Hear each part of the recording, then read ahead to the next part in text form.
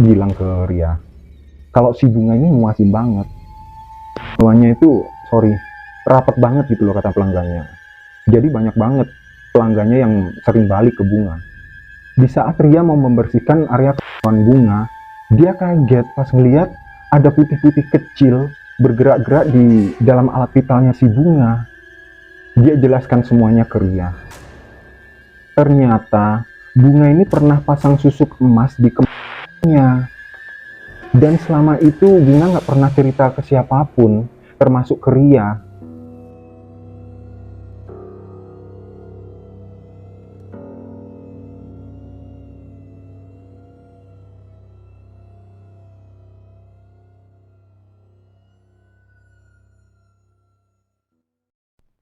Halo, selamat malam semuanya. Selamat datang di Belek Story. Terima kasih kalian udah klik video ini. Apa kabar kalian semuanya? Semoga kalian semua dalam keadaan sehat-sehat ya. Kali ini aku akan menceritakan sebuah kisah tentang pengalaman seorang wanita penghibur yang memakai susuk emas pada alat vitalnya demi memuaskan nafsu pelanggannya. Dan gak usah berlama-lama lagi, mari kita mulai ceritanya.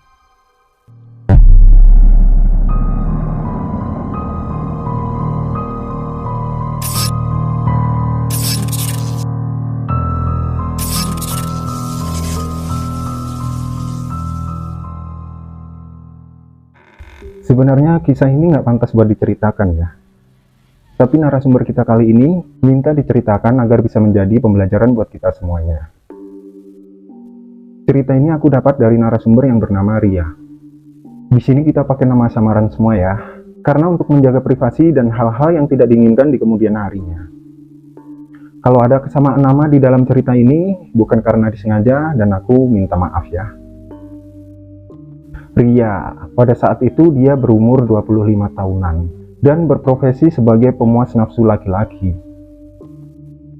Dia tinggal di kosan karena Ria ini memang seorang pendatang dari kota lain.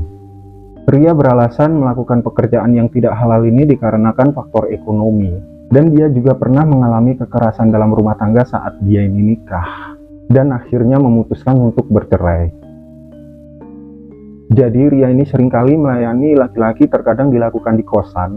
Bahkan gak sering dia ini dapat panggilan di hotel-hotel ternama di kota besar, tempatnya dia tinggal saat itu. Jadi awal mula Ria ini menjalani pekerjaan itu, di saat dia udah pisah sama suaminya. Diajak temannya yang bernama Bunga merantau di kota besar, dan terjerumus di lembah hitam prostitusi.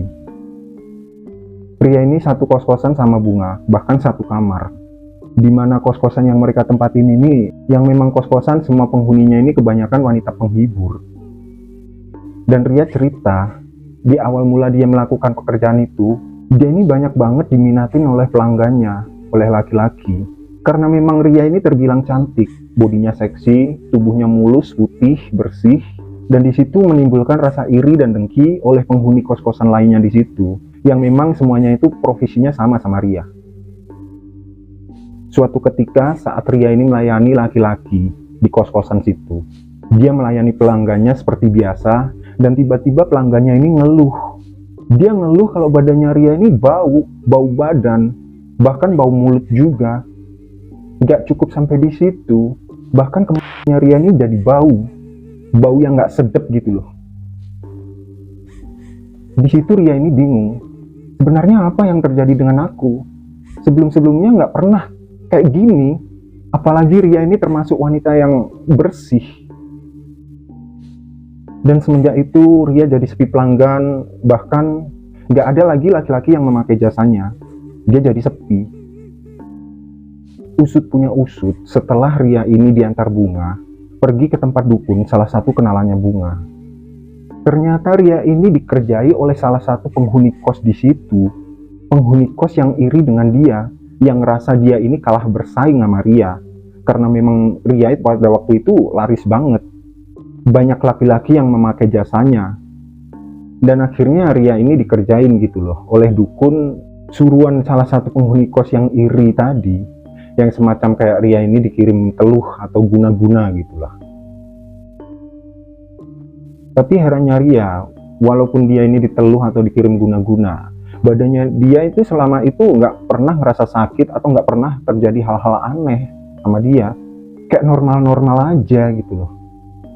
Cuma tiba-tiba aja keringatnya ini jadi bau, bahkan bau mulut dan kepalanya juga bau.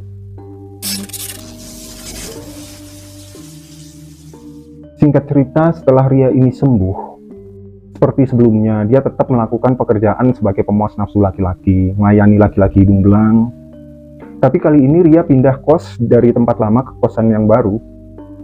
Kos-kosan cewek, kos-kosan bebas, yang mana kos di situ kebanyakan penghuninya juga para wanita penghibur semua. Suatu saat, tiba-tiba giliran Bunga yang ngeluh ke Ria. Dia ngeluh ke Ria kalau tuanya ini sering mengalami kayak gatal-gatal, nyiksa banget. Pas coba dilihat sama Ria, di area sekitaran daerah alat vitalnya Bunga, itu muncul kayak ruam-ruam merah, macam alergi gatel gitu loh. Dan sempat di situ dibawa ke dokter sama Ria. Mereka berdua pergi ke dokter. Setelah diperiksa sama dokter, katanya dokter ini dia semacam kena kayak penyakit kelamin, kayak semacam sifilis gitu. Dan di situ disuntik, dikasih obat, dan gak sampai dirawat inap di rumah sakit. Akhirnya mereka berdua ini pulang. Tapi setelah beberapa hari Bunga ini periksa ke dokter, rasa gatal di kepala Bunga ini gak kunjung sembuh. Bahkan semakin hari semakin lama, rasa gatal yang dialami Bunga ini berubah kayak ada rasa panas, jadi panas kayak terbakar. Tapi di situ Bunga ini nggak peduli dengan apa yang dialaminya, seolah kayak nggak terjadi apa-apa. Dia tetap aja masih melayani dan memuaskan nafsu para laki-laki pelanggannya. Dia seolah-olah kayak nggak peduli.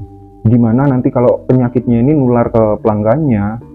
Jadi Ria ini sempat cerita, pelanggannya pernah bilang ke Ria, kalau si Bunga ini muasin banget. Tuanya itu, rapet banget gitu loh kata pelanggannya. Jadi banyak banget pelanggannya yang sering balik ke Bunga. Dan suatu ketika Bunga ini sakit di kos-kosan. Wajahnya ini pucat, badannya ini jadi kurus, dan di area kepalanya ini kayak bengkak. Jadi di kos-kosan Bunga ini dirawat sama Ria, yang memang mereka berdua ini satu kamar. Dan Ria pernah nyaranin Bunga buat dirawat ke rumah sakit. Ayo Bunga, kita ke rumah sakit aja, karena kamu kayak gini kondisimu. Tapi di situ Bunga sempat nolak terus ajakan Ria ke rumah sakit. Di situ Ria ini jadi heran, bertanya-tanya, sebenarnya penyakit apa sih yang diderita sama si Bunga? Ria sempat takut juga dan berpikir apa jangan-jangan Bunga ini kena HIV gitu loh. Hal itulah yang menjadikan Ria ini sempat takut, panik, dan takut buat deket-deket sama Bunga. Dia terus saja maksain Bunga buat mau dibawa ke rumah sakit untuk berobat, meskipun si Bunga tetap kekeh nggak mau diajak ke rumah sakit. Setelah beberapa hari Bunga dirawat Ria di kos-kosan. Saat Ria mau membasuh, mau menyeka badannya si Bunga, karena memang Bunga beberapa hari nggak mandi, badannya ini panas, demam terus. Di saat Ria mau membersihkan area kepalanya Bunga, dia kaget pas ngeliat ada putih-putih kecil bergerak-gerak di dalam alat vitalnya si Bunga. Dan di saat itu katanya Ria, alat vitalnya Bunga ini semakin membengkak. Nggak mau mempedulikan rasa ngeri, rasa takutnya si Ria, dia coba ngambil makhluk putih-putih yang bergerak di alat vitalnya si Bunga. Dan pas diambil sama Ria kaget. Ternyata putih-putih itu belatung di dalam alat vitalnya si Bunga. Dan belatung itu katanya si Ria kecil banget, kayak semacam cacing kremi, tapi bukan cacing kremi, memang belatung, kecil banget, bergerak-gerak, kelentuk-kelentuk gitu loh. Akhirnya dia bilang ke Bunga buat nyoba bersihin alat vitalnya Bunga dan ngebuka alat vitalnya Bunga. Dan pas dibuka sama si Ria kaget, ternyata di situ ada 3 belatung lainnya di dalamnya. Dan baunya itu busuk banget kata Ria, baunya nggak sedap. Ria di situ takut, maksa si Bunga, ayo udahlah, pokoknya kita harus pergi ke rumah sakit sekarang. Aku nggak mau tahu, kamu harus mau. Dengan perasaan takut, akhirnya di situ Bunga ini cerita ke Ria. Dia jelaskan semuanya ke Ria. Ternyata Bunga ini pernah pasang susuk emas di kemaluannya. Dan selama itu Bunga nggak pernah cerita ke siapapun, termasuk ke Ria.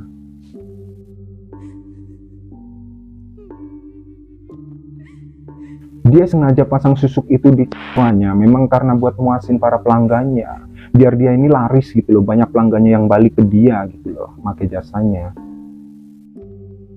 Kenapa kamu baru cerita sekarang, Bunga? Kalau udah kayak gini, mau gimana lagi terus sekarang? Tanya Ria ke Bunga, sambil mereka berdua ini nangis ketakutan.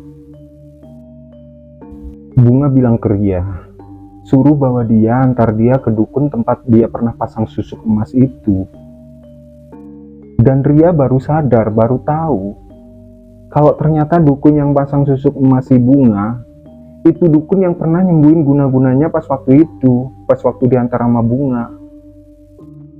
Setelah Ria menyeka seluruh badannya Bunga dan membersihkan alat vitalnya si Bunga, gak nunggu lama, Ria langsung ngantar Bunga ke tempat dukun yang memang pernah pasang susuk Bunga. Ria langsung telepon taksi waktu itu, karena pas memang waktu itu belum ada ojek online, karena kejadian ini udah lama banget. Singkat cerita, sesampainya di tempat dukun, akhirnya Ria ini menceritakan semuanya ke orang pintar itu. Dan gak berlama-lama di sana dukun itu mencabut dan mengangkat susuk yang terpasang di area Bunga. Kamu pasti lupa kan? Kamu pasti ngelakuin pantangan yang gak boleh kamu lakukan kan? Kata dukun itu ke Bunga. Di sini Ria gak mau bercerita, gak mau bilang ke aku pantangan apa yang udah dilakuin Bunga sampai alat vitalnya itu membengkak seperti itu. Karena memang gak pantas aja buat diceritain, katanya Ria. Dan setelah 2 susuk yang terpasang itu lepas dan diangkat oleh dukun itu, dukun ini bilang ke Ria, udah langsung aja bawa ke rumah sakit, takutnya nanti ada infeksi atau apa. Sebelum terlambat, buruan bawa ke rumah sakit.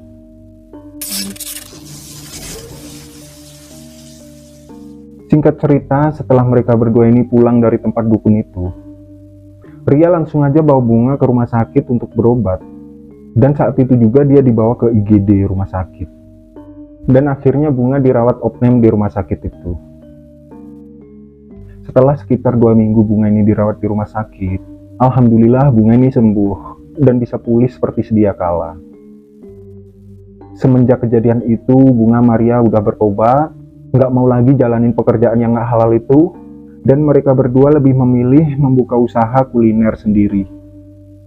Mungkin itulah teguran buat mereka berdua untuk bertobat dan kembali ke jalan yang lurus, karena memang Allah masih sayang sama mereka berdua.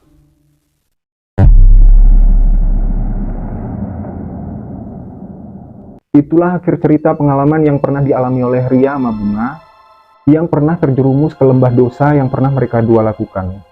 Sudah seharusnya kita selalu bersyukur dengan apa yang kita miliki, segala nikmat Allah yang sudah diberikan kepada kita semua. Dan semoga kejadian ini bisa menjadikan pembelajaran buat kita semua ya. Terima kasih udah nyimak video ini sampai selesai. Jika ada banyak salah-salah kata dan kekurangan dalam video ini, aku minta maaf ya. Silahkan tuliskan kritik dan saran kalian di kolom komentar, agar di video kedepannya bisa jauh lebih baik lagi dan channel ini makin berkembang. Like jika kalian suka dengan video dan ceritanya, tekan tombol subscribe buat kalian yang belum subscribe ya. Selamat malam, selamat beristirahat, sampai ketemu di video selanjutnya. Terima kasih.